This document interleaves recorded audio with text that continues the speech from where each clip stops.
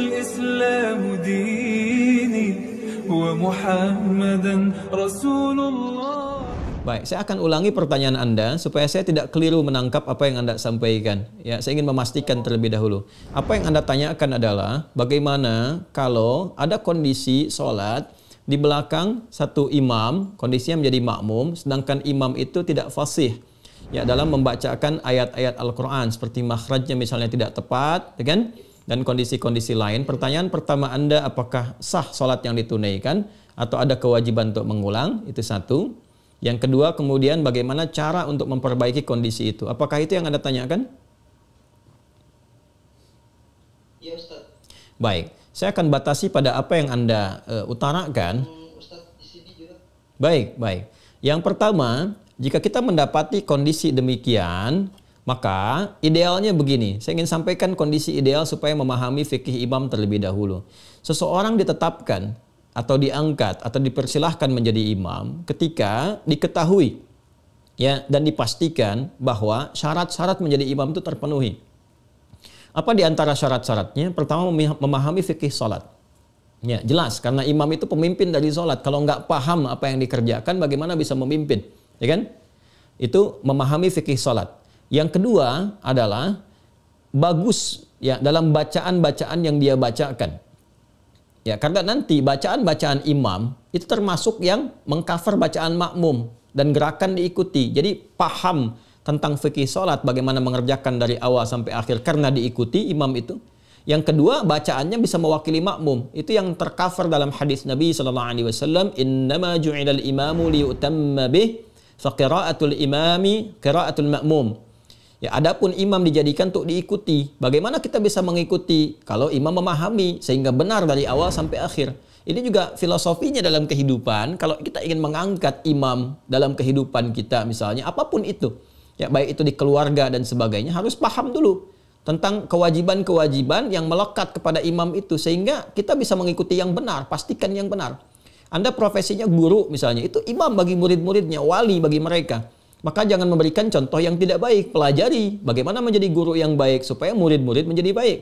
Ya, suami imam bagi istri dan anak-anak di keluarga. Maka pelajari bagaimana fikih rumah tangga dengan benar sehingga nanti keluarga tidak mencontoh yang salah. Ya, ke atasnya lebih besar lagi. Nanti kata Nabi kalau salah memilih fantadhiris sa'ah. Ya, tunggu akan ada masa-masa sulit nantinya gitu ya dan akan menghasilkan atau menghadirkan situasi yang tidak kondusif dalam berkehidupan. Maka ini digambarkan lewat latihan sholat. Sholat itu jadikan ketat. Maka yang pertama dipastikan adalah orang-orang yang paham fikih sholat. Bacaannya baik, benar, bagus. Ya, baru nanti di antara sekian yang banyak ada senioritas. Siapa yang paling senior, yang pengalamannya banyak. Kan yang paling senior itu kalau paham fikih sholatnya, bacaannya cukup baik gitu kan.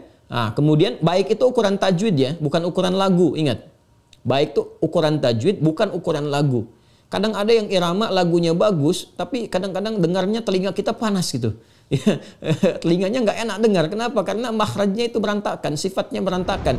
Ini berpengaruh juga. Ya, jadi yang dimaksud ukuran tajwid. Kalau udah ada bagus misalnya dari ukuran fikih salatnya, kemudian bacaannya bagus, lihat dari faktor usia. Ya, usia ini sangat menentukan karena semakin dia senior, ya usianya semakin di atas kita, itu kan sudah makin lama sholat. Semakin banyak lama sholat, semakin jauh hubungannya dengan Allah terpatri. Ya, semakin kuat dia, semakin terhubung dengan Allah, semakin cepat doanya terkabul. Itu diantara makna-maknanya.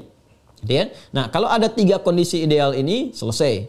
Makanya sebelum menentukan imam itu, ya maka harus dipahamkan dulu tentang fikih imam. Baik, kalau sekarang kita sudah masuk ke satu lingkungan, ternyata didapati kondisinya seperti itu, bagaimana? Ya, kalau kita merasakan parah ini sifatnya, maka di situ kita diperkenankan untuk mengulang. Bahkan nanti kalau mengetahui benar-benar ada yang keliru, salah makna dan sebagainya, ada kewajiban untuk mengulang. Ya, kondisi-kondisi demikian. Adapun bagi makmum yang tidak tahu, ya sudah berjalan seperti biasa, makmumnya nggak ngerti gitu. Yang tahunya pokoknya ini yang terbaik, ya. Maka mereka ma'dzur. Ya, ditoleransi itu karena ketidaktahuannya. Rufi'al qalam, ketidaktahuannya. Tapi bagi Anda yang tahu, setelah Anda mengulang salatnya, Anda punya kewajiban untuk memberitahu bagaimana caranya. Kembali ke Quran surah ke-16 ayat 125. Pelajari karakter orangnya. Ya, kadang-kadang kan ada orang yang sudah merasakan dia benar, sudah lama kan, sehingga kalau sesuatu yang sudah mengakar lama itu kadang tidak mudah untuk diluruskan. Maka caranya bagaimana? Ya, caranya Anda bisa mendatangkan orang lain yang lebih fasih, lebih baik dengan mengusulkan. Bukan mengusulkan untuk mengganti. Ya, mengusulkannya bagaimana? Misalnya tentang kita belajar.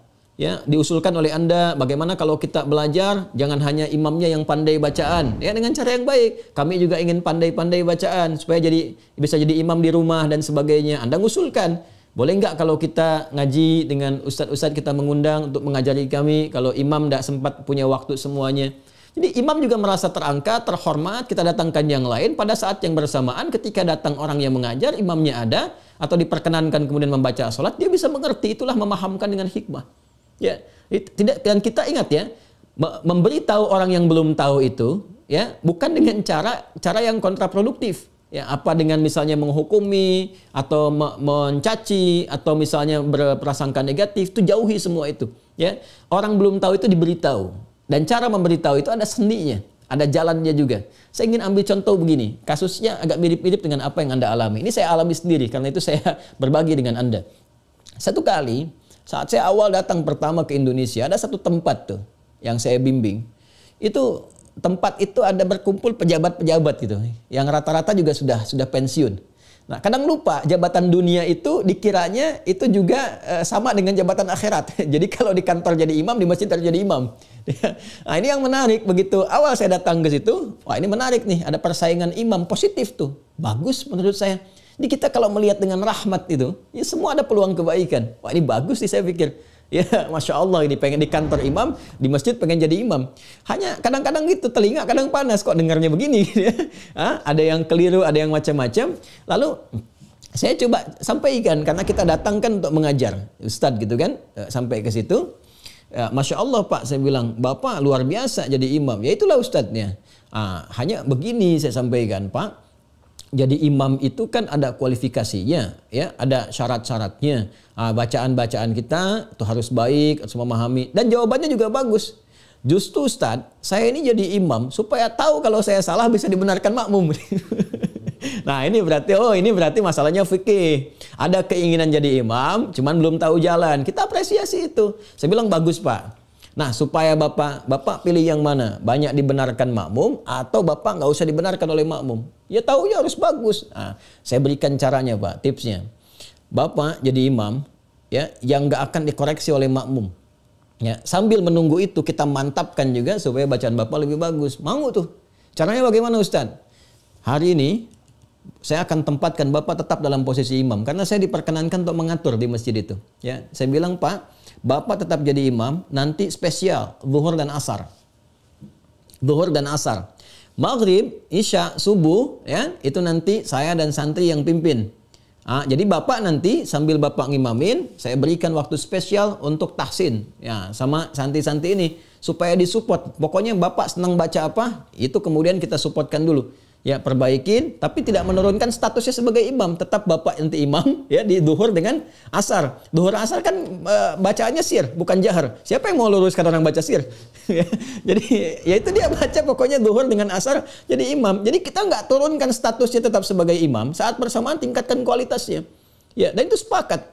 Dan Masya Allah apa yang terjadi? Tetap ngimamin. Pokoknya saya bilang sama Santi, duhur asar yang ngimamin tetap bapak-bapak ini. Ya, apa yang terjadi? Masya Allah mereka ngimamin senang. Zuhur mereka atur sendiri jadwalnya. Zuhur Bapak A, kemudian asar Bapak B. Maghrib, isya, subuh kita datangin yang bagus-bagus. Ya, begitu disampaikan yang bagus-bagus, maju ke depan bacaannya bagus, jamaah makin banyak. Ya, setelah makin banyak kedengaran bagus, nah kita tunjukkan dengan hikmah.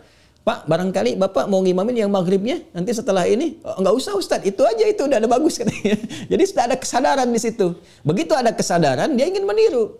Karena itu kemudian dia belajar. Begitu belajar sudah bagus, kita naikkan. Ya, satu-satu. Pak, Bapak ngimamin ya besok maghrib. Ya, cuman kita nanti ngimamin tempat lain dulu. Tapi santri kita minta untuk pantau. Setelah terdengar, itu Masya Allah.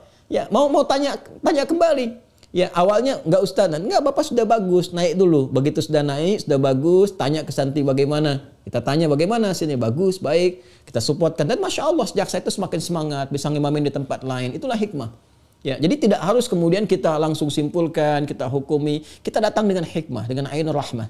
Ya, maka datangkan dulu orang lain untuk mengajarkan baik-baik, kemudian di situ minta izin kepada imam tadi, ya apresiasi dulu, doakan, minta kepada Allah mudah-mudahan Bapak berkah, semoga disehatkan baik, saya juga ingin seperti Bapak, bisa meneruskan jadi imam dan sebagainya. Boleh enggak? Ya saya misalnya belajar di sini dengan jamaah, kalau Bapak enggak sempat ada ustadz-ustadz lain yang mungkin Bapak referensikan, ngajar dia. Nanti dari situ menyimak, diberi kesempatan untuk ngimamin, pelan-pelan untuk melembutkan hatinya. Ya, di kesempatan-kesempatan demikian insya Allah Allah akan berikan jalan kebaikan-kebaikan. Wallahu taala a'lam bissawab. Allahu Rabbi wal Islam dini wa Muhammadan Rasul